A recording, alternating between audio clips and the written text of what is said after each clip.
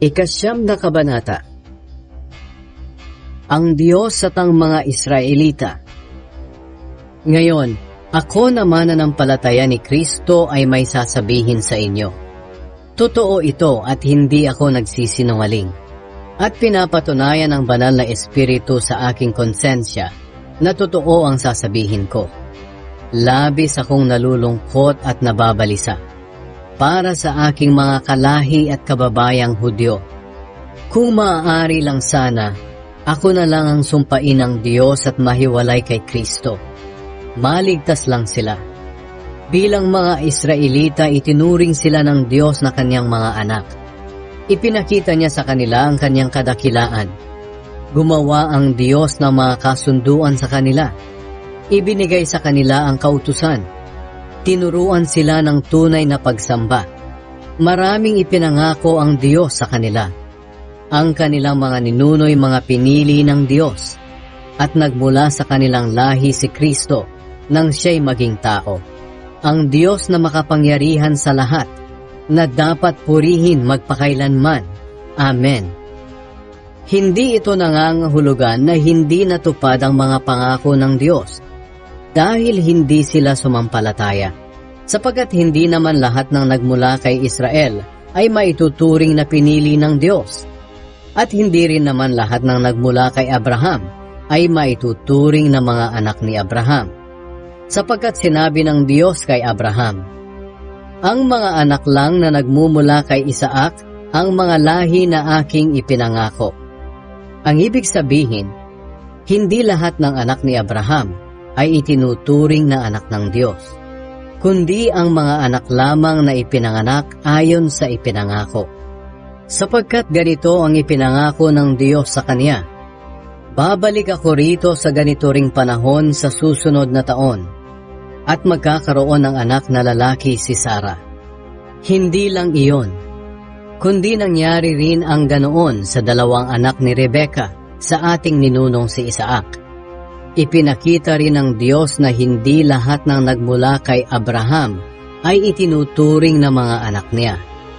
Bago pa man ipanganak ang kambal, sinabi na ng Diyos kay Rebecca, maglilingkod ang nakatatanda sa nakababatang kapatid. Sinabi ito ng Diyos noong wala pa silang nagagawang mabuti o masama, para patunayan na ang pagpili niya ay batay sa sarili niyang pasya at hindi sa mabubuting gawa ng tao. Gaya nga ng sinabi ng Diyos sa kasulatan, minamahal ko si Jacob, pero si Esau ay hindi. Baka naman sabihin ng iba na hindi makatarungan ng Diyos. Aba hindi, sapagkat sinabi niya kay Moises, mahahabag ako sa gusto kong kahabagan, maaawa ako sa gusto kong kaawaan.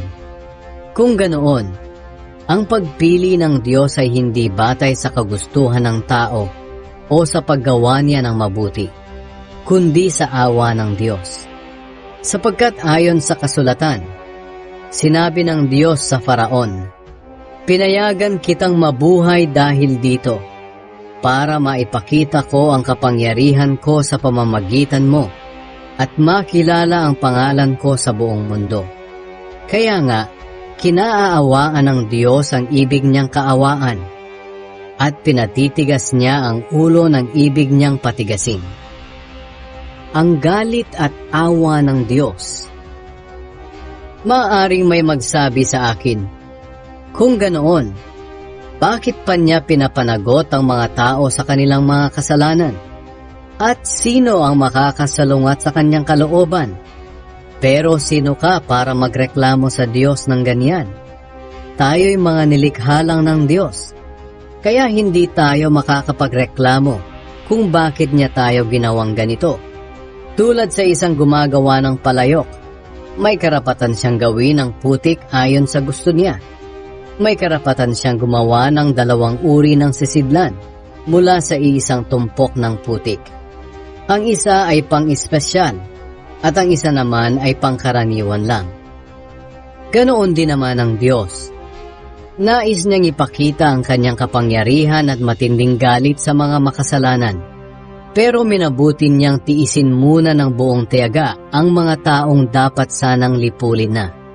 Ginawa niya ito para ipakita kung gaano siya kadakila sa mga taong kinaaawaan niya, na inihanda na niya noon pa para parangalan.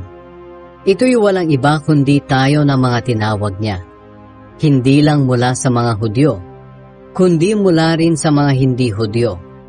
Ito ang sinabi ng Diyos sa aklat ni Hoseas.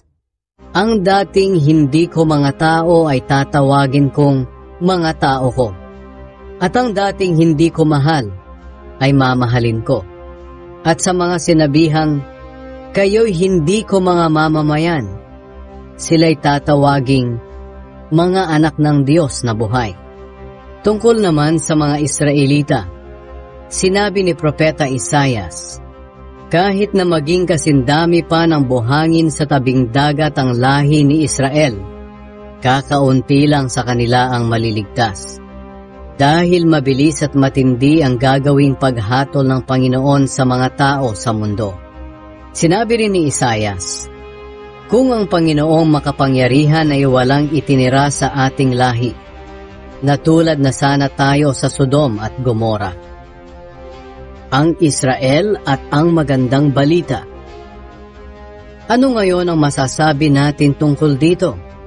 Ang mga hindi Hudyo na hindi nagsikap na maging matuwid ay itinuring ng Diyos na matuwid nang dahil sa kanilang pananampalataya.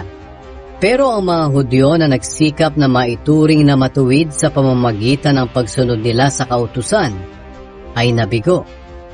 Bakit sila nabigo? Sapagkat nagtiwala sila sa kanilang mga gawa at hindi sila sumampalataya kay Hesukristo. Natisod sila sa batong nakakatisod. Gaya nga ng sinabi ng Diyos sa kasulatan, maglalagay ako sa Zion ng batong naging katitisuran sa mga tao at nakakapagpadapa sa kanila. Pero hindi mapapahiya ang mga sumasampalataya sa Kanya.